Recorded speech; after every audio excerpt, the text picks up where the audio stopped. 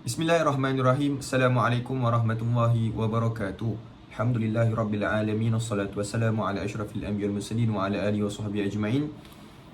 Alhamdulillah, diucapkan syukur kepada Allah Subhanahu wa taala atas semua nikmat yang kita ada pada hari ini. Dan hari ini saya mengucapkan terima kasih kepada saudara moderator, saudara penganjur, saudara para panel yang saya hormati sekalian. Dan saya kira ini satu perbincangan yang baik berkenaan dengan isu mahkamah syariah di Malaysia. Jadi saudara moderator, saya ucapkan ribuan terima kasih kerana soalan yang begitu baik sebenarnya tadi, dan panel-panel yang lain pun telah mengulaskan. Ini nama saya Muhammad Al-Iman bin Zaidi.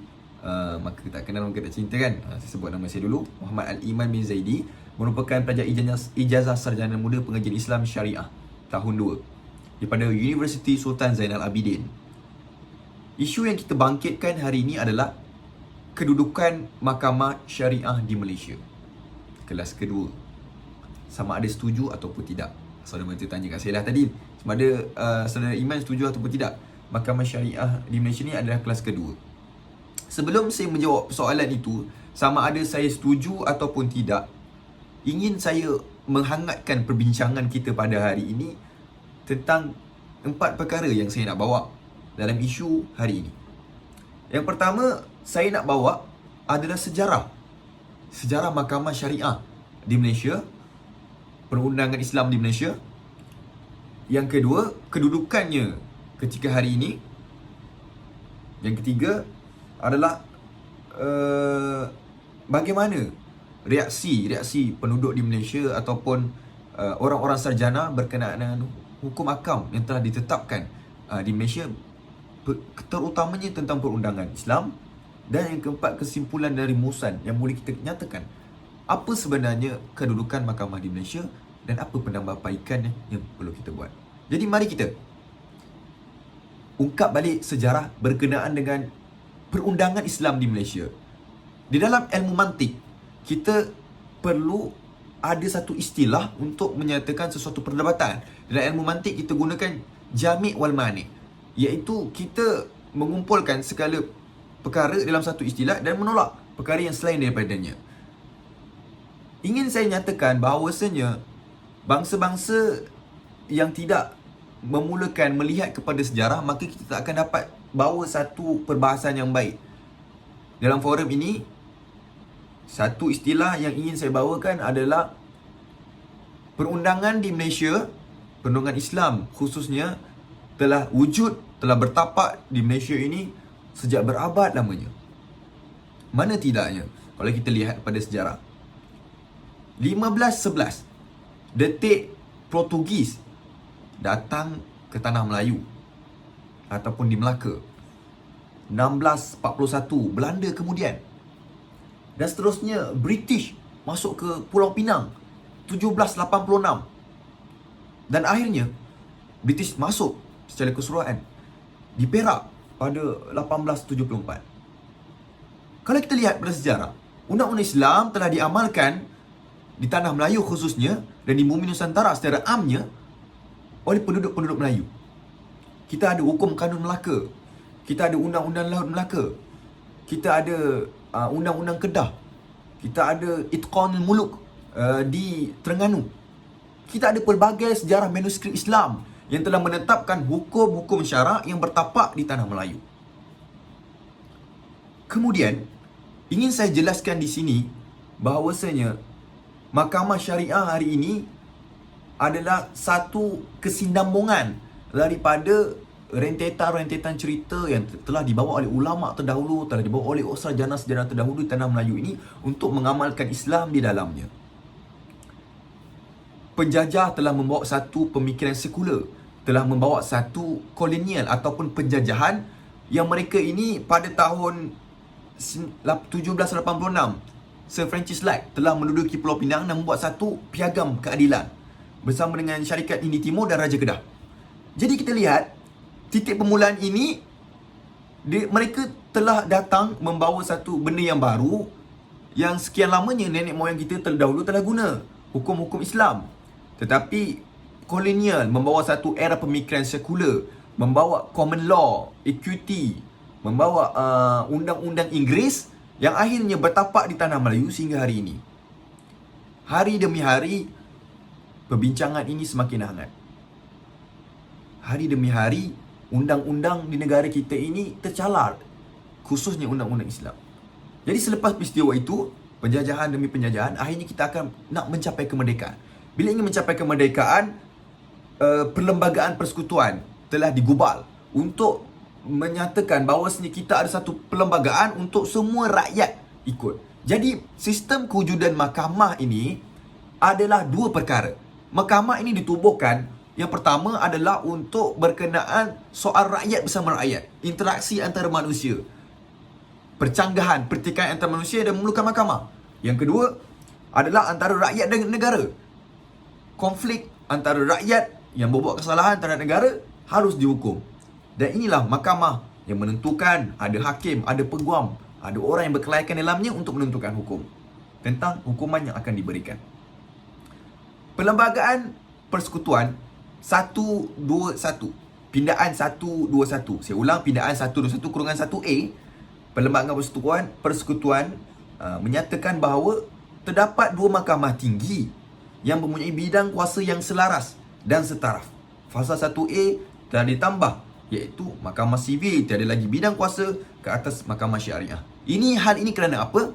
Terdahulu, kalau kita lihat kes-kes yang terdahulu yang telah ditetapkan bahawa terdapat banyak percanggahan antara mahkamah syariah dan mahkamah sivil.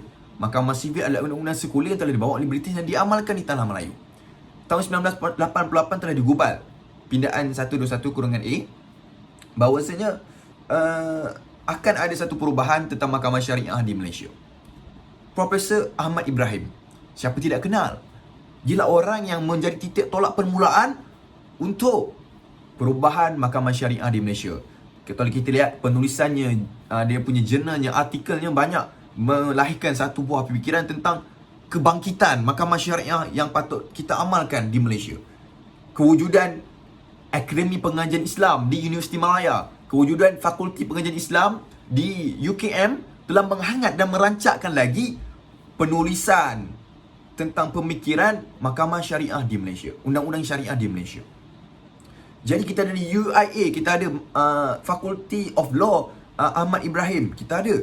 Dan hari ini semakin hari semakin rancak tentang kepentingan mahkamah syariah di Malaysia. Kalau kita lihat dulu di mahkamah syariah di Malaysia, kita ada mahkamah syariah yang terdiri pada dua, iaitu mahkamah qadi dan penolong qadi. Tetapi pada tahun 1988 telah lulusnya satu bidang kuasa mahkamah syariahnya dan mahkamah ini telah dipisahkan daripada Sekutu Pentadbiran Negara. Manakala Inggeris juga mempunyai satu helah yang sangat, orang kata, hebatlah, sehingga hari ini kita tidak lagi dapat nak memartabatkan mahkamah syariah di Malaysia. Jadi siapakah yang harus kita bawa, yang harus kita kehadapankan kalau bukan kita, orang yang belajar daripada bidang syariah, yang ingin memahamkan tentang masyarakat, tentang kepentingan kita mengamalkan undang-undang syariah di Malaysia. Banyak kes. Kalau kita lihat peristiwa Natrah adalah kes konflik antara kes-kes yang menyebabkan berlakunya perkauman antara kaum.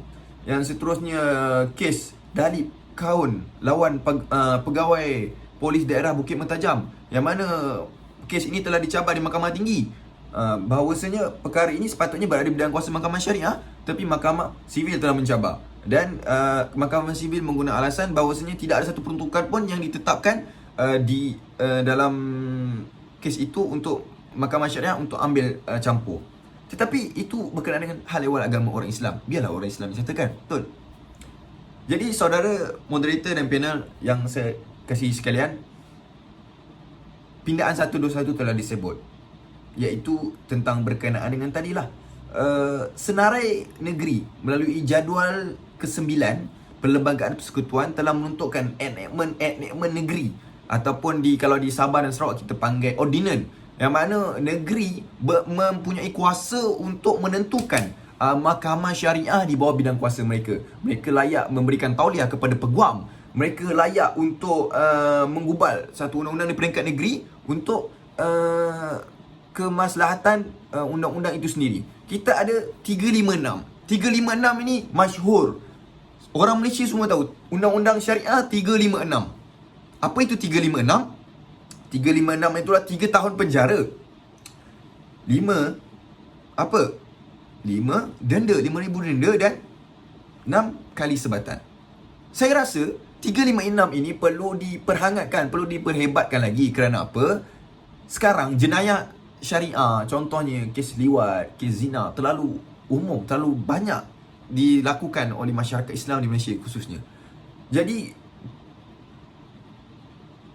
orang kata hukuman ini kita bagi supaya dapat pengajaran kepada orang yang melakukan kesalahan dan orang yang melihat. Wajar saya katakan di sini bahawasanya perkara 4/1 Perlembagaan Persekutuan ini telah memperuntukkan mana-mana yang undang-undang yang bercanggah dengan Perlembagaan Persekutuan adalah terbatal. Setakat mana yang berlaku percanggahan. Kalau kita lihat, mengapa hukum hudud tidak boleh dilakukan? Mengapa hukum-hukum Islam yang tidak boleh dilakukan? Kerana terdapat percanggahan di perkara 4/1 Perlembagaan Persekutuan. Jadi saya ingin jelaskan di sini bahawasanya kedudukan mahkamah syariah di Malaysia ini adalah mahkamah kelas kedua. Kerana sivil mengatasi dia. Kalau kita contoh kita ada bangunan. Kalau dulu mahkamah syariah di Malaysia tidak ada bangunan, tidak ada yang sistematik lah. Tapi hari ini dah ada, Alhamdulillah. Tapi kita perlu lihat daripada skop yang lebih jauh, skop yang lebih tinggi bahawasanya kita perlu mempertabatkan mahkamah syariah di Malaysia. Saya cakap ini kerana apa? Kepentingan untuk kita belajar dan tahu mahkamah syariah bidang kuasanya di Malaysia setakat hari ini adalah bidang kuasa jenayah syariah, bidang kuasa mal, bidang kuasa akta keluarga Islamic Family Law, akta kekeluargaan Islam. Dan semua perkara ini perlu orang Islam itu ambil tahu dan ambil cakna. Dan hasil daripada kajian dan pandangan saya, umat Islam di negara kita ini kurang cakna akan kepentingan mahkamah syariah. Kepentingan mahkamah syariah ataupun kepentingan daripada tajuk forum kita hari ini bahawasanya kita nak orang semua tahu bahawasanya adalah penting untuk kita mengamalkan undang-undang syariah di seluruh tempat, di seluruh khususnya di negara kita. Kerana apa? Ini adalah hukuman yang akan memartabatkan agama. Agama Nabi SAW diutuskan untuk umat akhir zaman ini. Kerana apa? Allah mengutuskan baginda Nabi untuk menjadi yahdi ila siratikal mustaqim, untuk menjadi petunjuk kepada sekalian orang.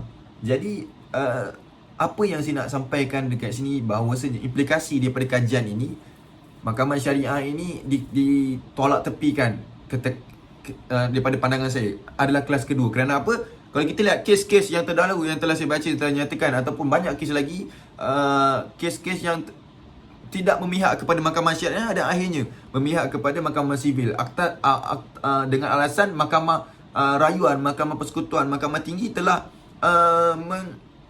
mencabar ataupun pihak-pihak lain telah mencabar mahkamah syariah itu sendiri, dan akhirnya kita tidak boleh mendapat buat keputusan apa-apa dan akur dengan undang-undang sivil yang kita amalkan dan praktikkan di negara kita hari ini.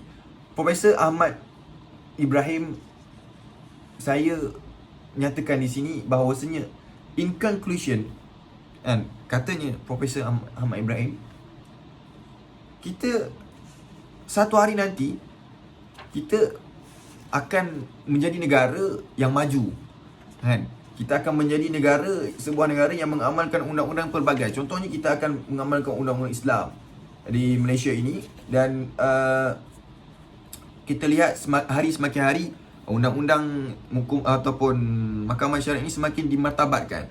Kalau kita lihat sekarang ni dah macam-macam orang kata persatuan ataupun orang yang organize, orang yang menyusunkan satu benda. Jadi Profesor Ahmad Ibrahim menyatakan bahawasanya as they has become better organized, equipped and respected, it will be possible for Syariah courts to show their worth and capabilities.